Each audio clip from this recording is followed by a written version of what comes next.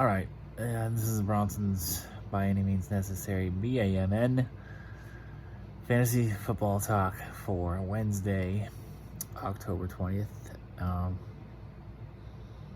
I needed a distraction after the. I still don't even know what to say. I'm speechless by this lady. She's older than me, older. Of retirement age, or close to retirement age. I was buying books earlier today, and she saw me coming in line. I had my mask on, right, and my head is not shaved, so that could be the difference, I suppose. I don't know, maybe from afar my hair looks gray. I have no idea. But anyways, I was walking to buy these books, and she says, I can help you on lane 1. So I walk over there, and she's like, will we be getting the senior discount today? I was like, whoa, bitch. Hold up. That's what I was thinking in my head. Like, I was so offended. I was so heartbroken. My heart. She broke my heart by saying that to me. And now I feel she got in my head. She got me fucked up. Like,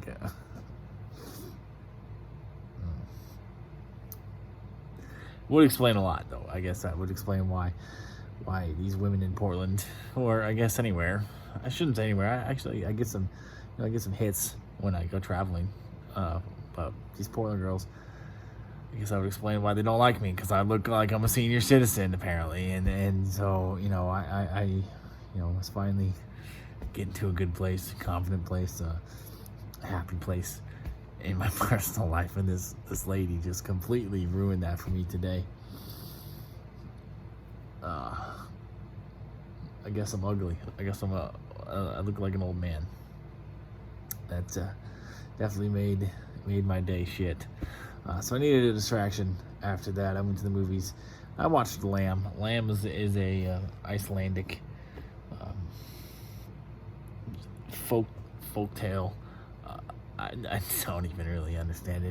That movie was wackadoodles. Thank God the movie ticket was free. I did not enjoy that movie at all. There was a lot of stuff in there that, the beautiful landscape. I don't know if they actually filmed it there, or if they used a green screen, because there were some times where I saw the background and I was like, yeah, this is definitely fake. But there was a lot of other times where it's like, I think they actually maybe filmed it outside on location in possibly Iceland, but probably Sweden or Norway, somewhere in Scandinavia. Beautiful landscape, I'll give them that. Beautiful scenery, but there was just a lot of scenes that just didn't make any sense. It was just like filler stuff, like an hour and a half of just filler scenes that had no point. They didn't advance the storyline at all. It was just ridiculous. It was just dumb, boring.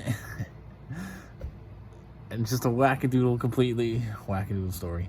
I don't recommend Lamb. So, yeah, not quite the diversion that I wanted. Yeah, but this will be my defense special teams preview for week 7. I know we got 6 teams on bye. Everybody's feeling it. But it's actually a really, really strong week for defense. I got 13 defenses to consider streaming. That's, given the 6 teams on bye, that's half the league that are all really worthy starting defenses. But let's get to my top 10. Number 1 is the Broncos against the Browns in Cleveland tomorrow. The Browns offense is taking the day off. Everybody's hurt. Baker's not going to be there. Baker Mayfield, no Nick Chubb, no Kareem Hunt, no Jarvis Landry. Sounds like David Njoku, also doubtful, I think. So, yeah, Broncos defense is going to feast. You should definitely get the Broncos defense if they're available in your league, because they're going to be the number 1 defense of the week. And that Thursday game tomorrow is going to be awful, and I have no intention of watching it. I did kind of want to watch it, but not anymore. Not with all these injuries hitting, they're decimating Cleveland.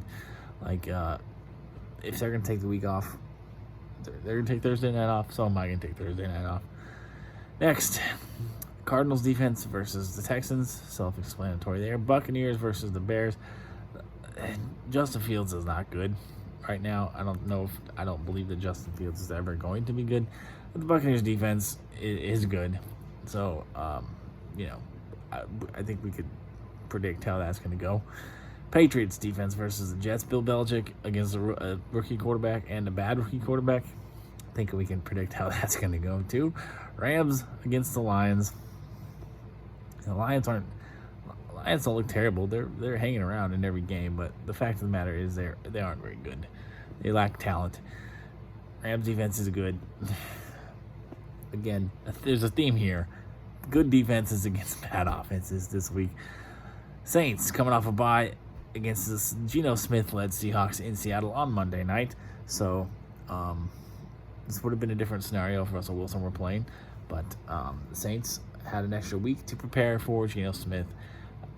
I think in the Saints defense, another good defense. Also no Chris Carson for the Seahawks. That is going to change things in favor of the Saints. Saints, another very good defense for the week. Ravens defense, we saw what they did against Justin Herbert last week, so it's probably safe to anticipate more of the same against Joe Burrow. Panthers at the Giants. We all know that Daniel Jones is the quarterback of the Giants, and I think most of us believe anyway, that the Panthers defense is actually pretty good. So again, good defense, bad offense. And Falcons made the list because they're facing the Dolphins. The Dolphins have been a massive disappointment in real football and in fantasy football this year, and their offense just looks terrible. Other than Jalen Waddle, they don't have anything really that makes them feel optimistic about anything. The offensive line is bad. Tua is bad. They have no running game to speak of. That's what you get when you don't invest anything at all in the running back position. I mean, the running backs that they have on the team, undrafted, 7th round pick, and who's the other guy? They have Gaskin, Ahmed, Matt Breida, right? Matt Breida, I think, is still part of that. He's also undrafted. So, we're not asking the Dolphins to go out and draft a running back in the first round or go sign somebody for $10 million a year. We're just asking them to, put a little bit of priority on that position come draft day. Get a guy who is capable of providing you a semi-sufficient running game, because what you got is garbage. But anyways, and a bad offensive line. Falcons, although it's a bad defense, they are in the streaming conversation for this week. And the Browns defense against the Broncos. The Browns defense is good. Broncos offense, not bad. Broncos offense, not bad at all. But, I trust the Browns defense more than I trust the Broncos offense right now. So, also, some other guys to consider. 49ers and Colts, both defenses in that game. 49ers coming off a bye. They had an extra week to prepare for a Colts offense that's looking better. Actually looking a lot better week by week. But the fact they could still, the offensive line's still a bit leaky. Carson Wentz is still, he tries to be Superman sometimes and does make mistakes. 49ers defense could be a sneaky good play. Colts defense, again, quietly putting up top 5 season. They kind of snuck up on us because they weren't top 5 a couple weeks ago, but they've, been inching their way up the list. So they also could be good with, I believe Jimmy Garoppolo is going to be back starting for the 49ers. And either way, if it's Garoppolo or Lance, not the greatest quarterbacks, options there. So Colts defense could have a good day. And I like the Raiders against the Eagles. Eagles have no running game to speak of. There's a big debate out there about Miles Sanders. Is he good or is he bad?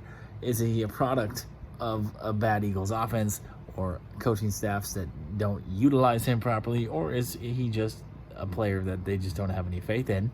That multiple coaching staffs now have given up on. That's a debate. But the fact of the matter is the Eagles don't have a running game, so they're a pretty one-dimensional offense right now. There's also a lot of debate on whether Jalen Hurts is a good quarterback or not. I could talk about Eagles fans and their delusions and how they're like the worst fans in football. for an hour, but I'm not gonna do that. Anyways, I like the Raiders. The Raiders against the Eagles offense, especially since the Raiders are at home, and they look to be a little bit more inspired now that John Gruden is out of the picture. So, yeah, that's my defense special teams preview for the week. I think it was a pretty good show, even though it was a little longer than I've been trying to keep my videos lately, especially my defense special teams ones. I think I had some entertaining stuff to say this time. So, thanks for watching, thanks for supporting, thanks for following, thanks for subscribing, thanks for commenting. For those of you that do, and I'm gonna go shave my head now because I'm very self-conscious after today's debacle. So I think I'm gonna start shaving it more frequently. I know I've said that before. I haven't like publicly, openly said that before, but I have said that to myself several times. I need to shave my head more frequently, and I typically do it once a week, but I need to make it a priority to do it more often so I don't look like a freaking senior citizen when I go out in public.